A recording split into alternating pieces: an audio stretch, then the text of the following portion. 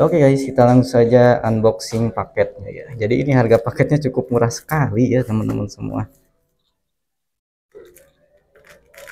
Hanya dibungkus oleh plastik biasa aja. Kantong kresek guys ya.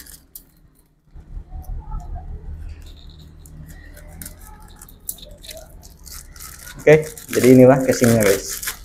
Ada dua ya, warna biru dan warna merah.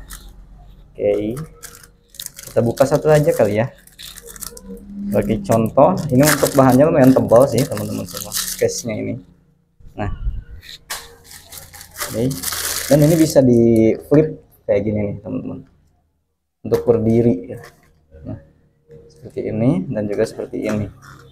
Oke, itu aja sih, lumayan sesuai harga ya teman-teman semua. Cuman gampang jatuh aja tuh, kalau kena angin ya gampang jatuh. Oke, thank you seller.